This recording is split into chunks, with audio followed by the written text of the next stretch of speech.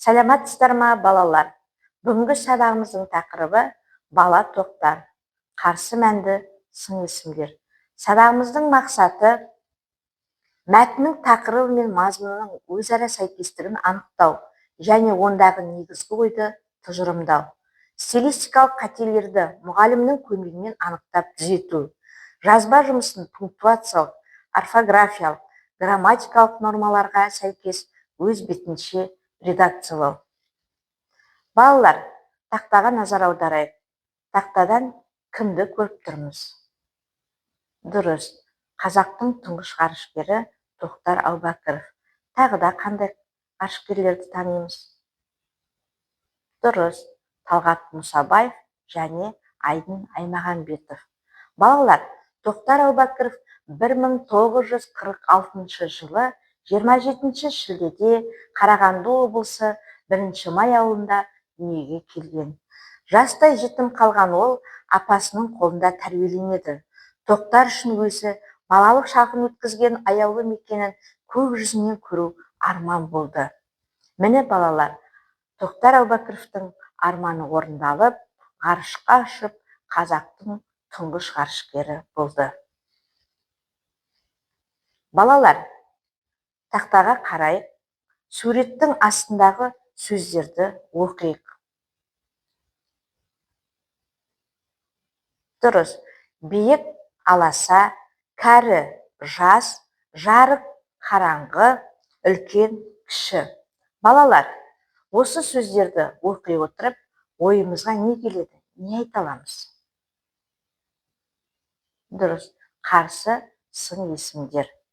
Олай болса, балалар, тақтадан бейне жазбаны тамашалайық.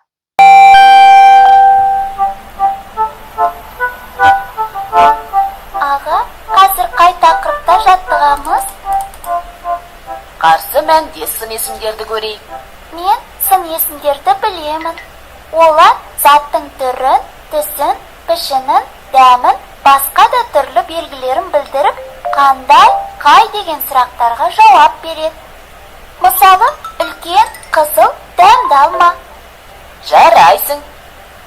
Мұны білгенің жақсы.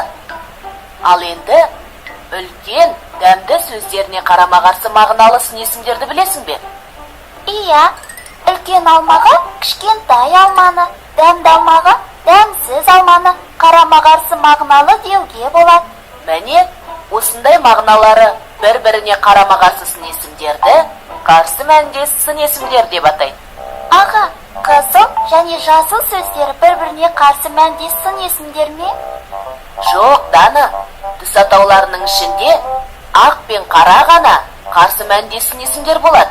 Ал қалғандары осы екеуінің арасындағы түстер болып есептеледі. Түсінікті. Ендеше, мына тапсырманы орындайық. Әр суретте бейнеленген екі нәрсенің бойындағы қарама-қарсы сын есімді тауып айтуымыз керек. Қоян қорқақ, арыстан айбатты, қауырсын жеңіл, ал тас ауыр. Піл үлкен, ал тышқан кішкентай. Шырша мен қайың, Қайың биік, ал шырша аласа. Түйе ірі, қой ұсақ жануар. Жылқы асау, қой момын болады. қар ақ, көмір қара. Қыс суық, жаз ыстық. Аға, біз екеуміздің мінездерімізге қатысты қарсы мәнде сын есімдер айта аласыз ба? Біз екеуміздің? Ойлап көрейін. Балалар, қарсы мәнді сын есімнің ережесін қайталап еске түсірейік. Мағыналары бір-біріне қарсы сын есімдерді қарсы мәнді сын есімдер дейміз. Мысалы, қалың, жұқа. Ары қарай балалар, оқулықпен жұмыс. 38-ші жаттығу. Мәтінді іштей оқып шығамыз. Сол мәтін бойынша бір-бірімізге сұрақ қоямыз. Және ішінен керекті дерек көздерді теріп жазып аламыз. Кәні балалар, ойланайық.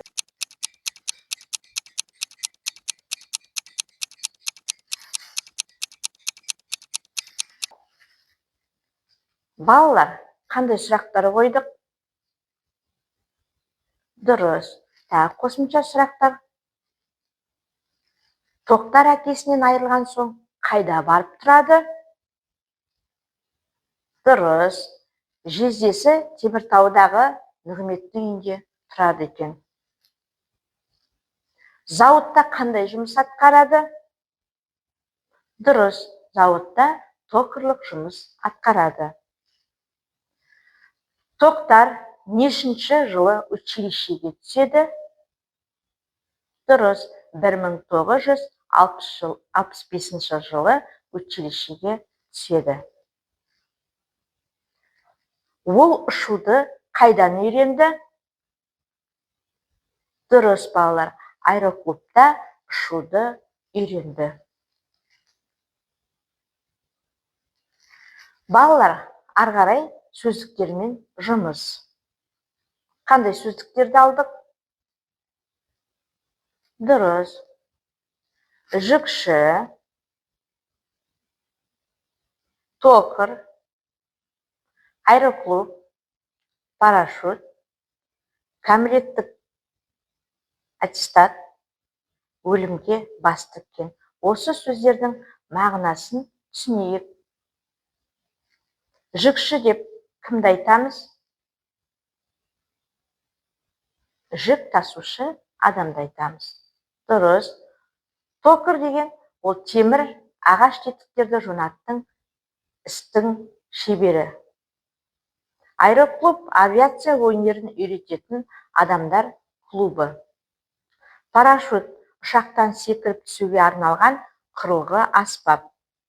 Кәмелеттік аттестат ол мектепті бітірген оқушыларға берілетін куәлік қағаз. Өлімге бас тіккен сөзінің мағынасы қауіпті жолды таңдаған. Балалар, ары қарай біздер 39-шы жаттығу мақал-мәтелдердің қатесін түзеп жазамыз. Үлкен кісі қостар, кіші кісі бастар. Екінші, жаман болсаң озарсың, жақсы болсаң азарсың. Үшінші мақал, жақсы бала тойлағыш, жаман бала ойлағыш. Осы мақалдарды қатесіз көшіріп дәптерімізге жазайық. Тақтаға назар аударайық. Үлкен кісі бастар, кіші кісі қостар. Жаман болсаң азарсың, жақсы болсаң озарсың. Жақсы бала ойлағыш, жаман бала тойлағыш. Енді балалар, осы тапсырма бойынша сіздерге сын есімді табуыңыз керек. Дұрыс, жақсы. Үлкен, кіші, жаман, жақсы.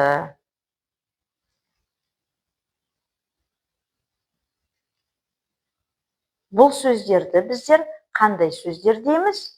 Қарсы, мәнді, сын есімдер дейміз. Балалар, келесі тапсырмамыз 40-шы жаттығу. Өлеңді оқып жатқа жаз. Үйрен жақсы әдептен, жирен жаман әдеттен. Қарсы мәнді сын есімдерді тауып, асын сызамыз. Қандай сөздер бар? Дұрыс. Жақсы, жаман. Балалар, тапсырмамызды ары қарай жалғастырамыз. 41-ші жаттығу. Берілген сын есімдерді қатыстырып, сөйлем құра. Мейірімді, инабатты, жуас. Біздің мұғалім өте мейірімді. Шынар, инабатты қыз. Қоймалы, жуас болады. Балалар, назарымыз тақтаға қояйық. Алдарыңызда мынандай сөздер бар. Осы сөздерді сәйкестендіреміз. Ойлануға уақыт беремін.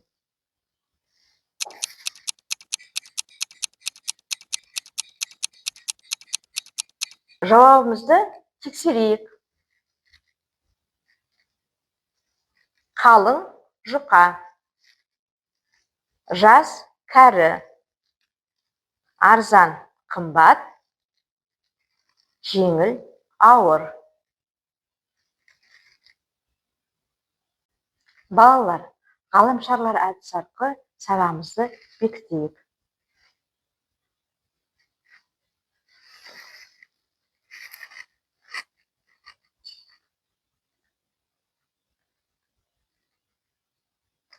Сын есім дегеніміз не?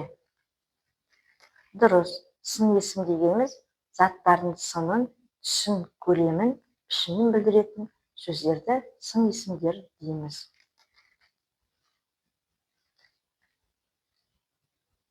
Келесі сұрағымызды қарайық. Сын есімнің сұрақтарын ата. Дұрыс, қандай, қай?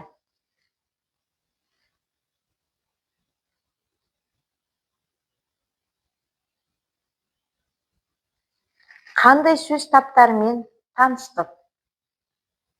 Дұрыс, зат есім, сын есім, етістік, сан есімдер.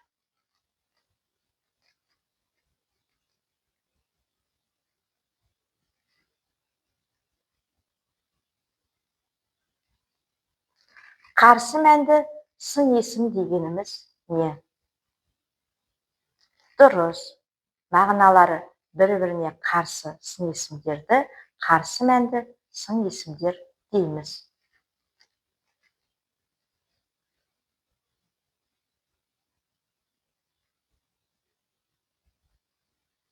Арзан сөзіне қарсы мәнді сын есімді табайық.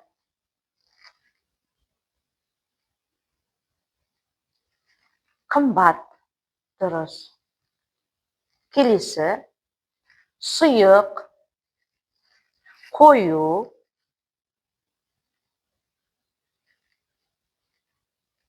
ащы, тұщы.